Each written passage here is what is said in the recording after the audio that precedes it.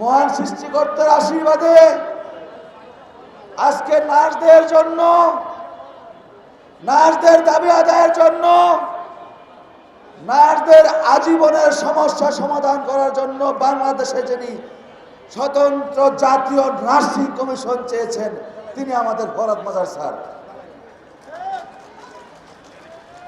নার্সদের অধিকারের, নার্সদের যোগ্যতার সমান মর্যাদা চেয়েছেন তিনি আমাদের ফরহাদ মাজার স্যার।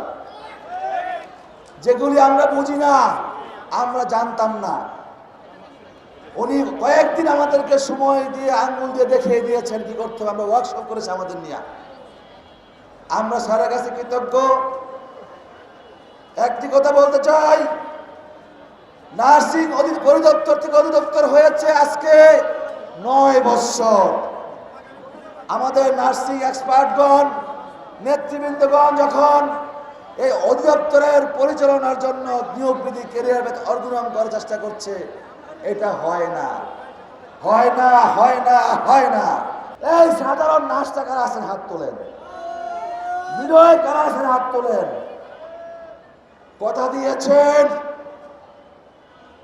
3 দিন ঘুমাতে পারি নাই, এক জায়গায় থাকতে পারি না। এই সমাবেশ বানচালের জন্য অনেক খেলা হয়েছে, সকল প্রতিকূলতা ব্যক্তি রেখে এই সমাবেশ বাস্তবায়ন করা হয়েছে। অনুরূপ ভাবে কর্মসূচি আসছে। সভাপতিকে বলবো, আর কাল ক্ষেপণ নয়, জীবন দেওয়ার জন্য নিয়তি করেছি।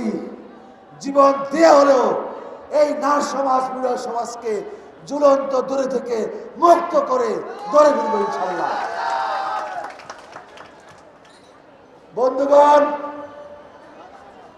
আজকের এই ময়দান যারা আমাদের সহযোগিতা করেছেন, প্রেস ক্লাব কর্তৃপক্ষ, আইন শৃঙ্খলা রক্ষাকারী কর্তৃপক্ষ, মিডিয়া সাংবাদিক কর্মীরা যারা দীর্ঘক্ষণ শুনছেন, আপনাদের সকলকে ধন্যবাদ জানিয়ে আগামী দিনে অনুরূপভাবে আমাদের সহযোগিতা করবেন।